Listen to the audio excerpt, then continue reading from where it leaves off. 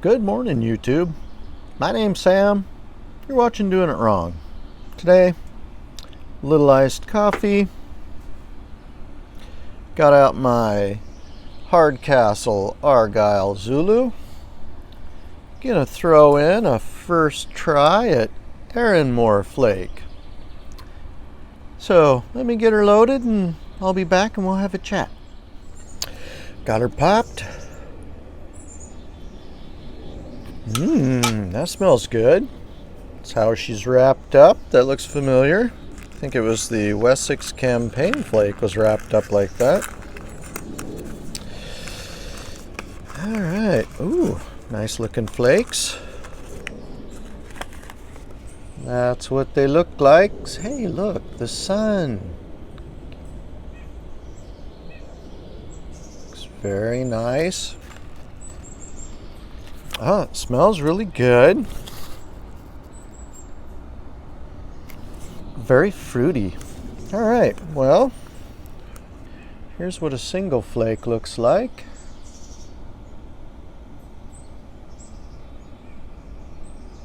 Very nice looking. And it does indeed have a... Oh, there, I got some flour. It does indeed have a fruity note. Very dark fruit note. They're a little bit moist. I'm going to rub one out. Get her loaded.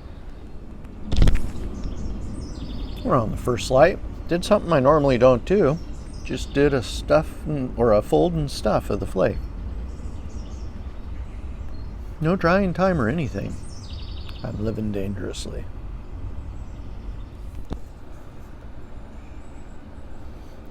This tin of Erinmore, it's made by Scandinavian Tobacco Group. I think it's pretty readily available. This one was tinned up 21/03/16, so March 16th of 2021, so just over a year old. Got it at a local brick and mortar. Overpaid, but you know, gotta keep them in business.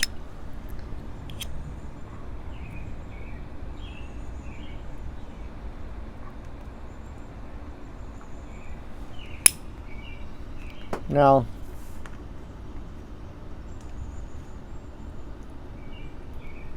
there is very clearly a flavoring on this, but you can still taste the tobaccos under it. I have no fear of it ghosting this pipe.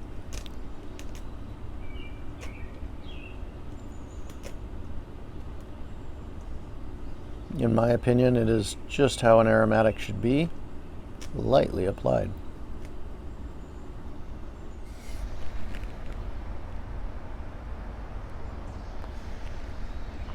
The other day, Curmudgeon Piper Mudge was talking on his channel about childhood things like playing with lawn darts.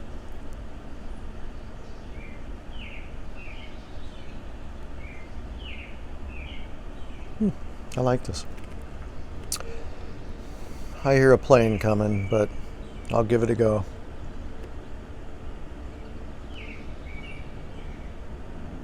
It's rare that the planes go over my house because of the way the runways are. But some days, I don't know what I did to piss off the FAA, but they go after my house. And back to the story.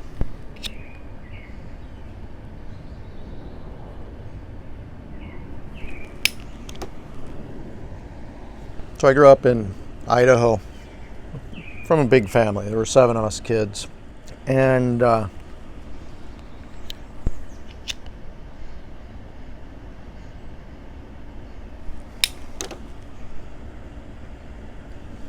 families in that part of Idaho are pretty good sized. They're kind of American normal now, a couple of kids. But, back then, 4, 5, 6, 7 kids wasn't that unusual. They probably averaged around, 4 being kind of the average size or mean size or something like that. So, lots of kids to play with.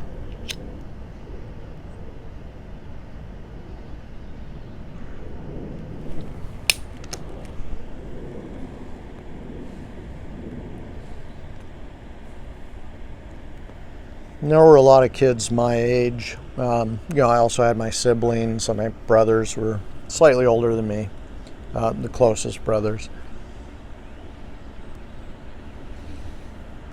And we played with long darts, jarts. And if you've never seen lawn darts, if you live in they don't make them like they used to. Used to be, they were, when you were a kid, they were big, long things, but they were about that long. Big metal spike on the front. They look like darts, right? Lawn darts. And you'd have circles of plastic, and you're playing them kind of like horseshoes, where you throw them from end to end. You're trying to get them in the circles. Wait for the blind. Well, that wasn't cool enough. So we're like, hey, we want to make it more fun, more challenging.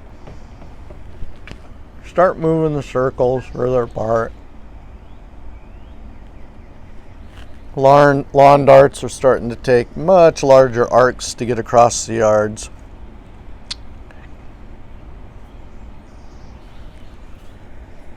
And of course, the safe thing would be we're all on this side, or we're all, nope. Your opposing teams are both on this side.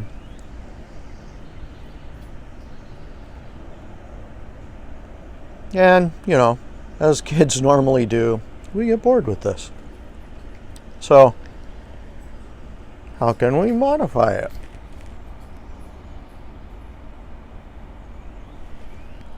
Well, we go get regular darts. And what we seem to be having the most fun with is launching those jarts up really high.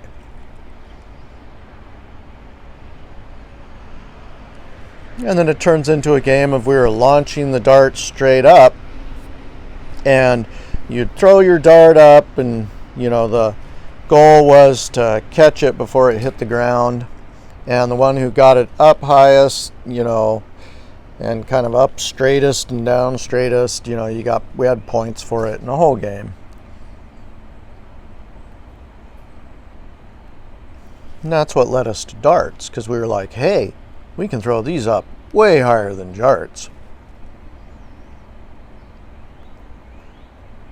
Yeah, think about that. So we start launching these darts up, catching them. My turn comes.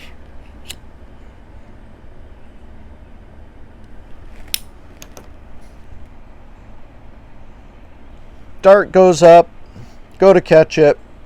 Now think about that. You're looking up at a dart coming down with your eyes. It hit me in the head. Embedded. Now,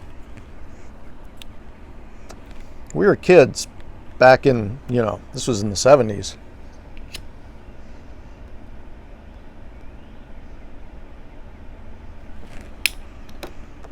You don't just go crying in to mommy, because you're all in trouble then.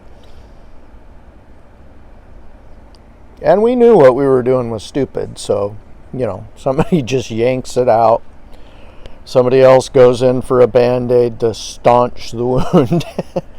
And we stopped playing that game. So you'd think I'd learn from it, but I didn't. Because it gets worse. But that's another story.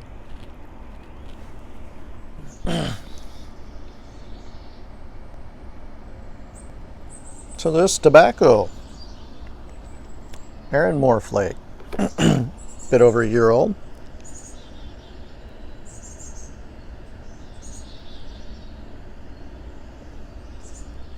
I don't know if the iced coffee has muted my taste buds, but I'm not getting a lot of fruity, flowery notes off this. What I do get a bit of dark fruit.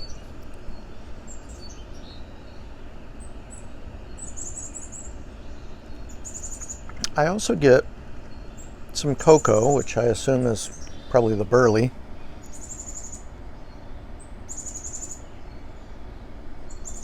But very light. Tried to get a sense of the room note by forcing some air through this and getting a light smell, and that way you can smell a little bit of floweriness from it. So I suspect the room note is probably pretty okay. Tolerable for sure.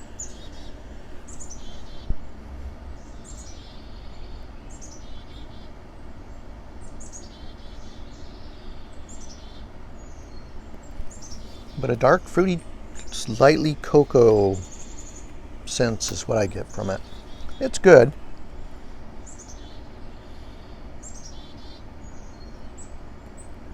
Definitely not worried about it ghosting or briar.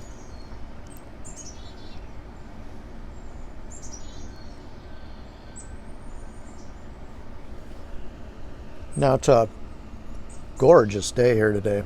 Dry out, not a lot of humidity, wind's not howling away, which is probably why they're sending the planes the way they're sending them.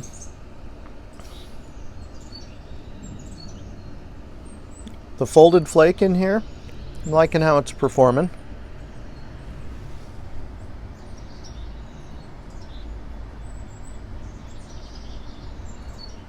Getting a morning smoke in because my day is gonna be an ugly one.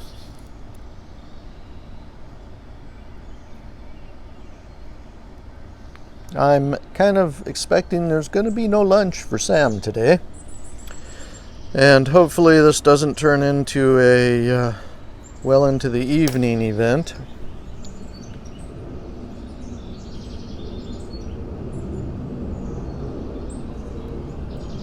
So I'm going to go on and enjoy this. You have an excellent Monday. Bye.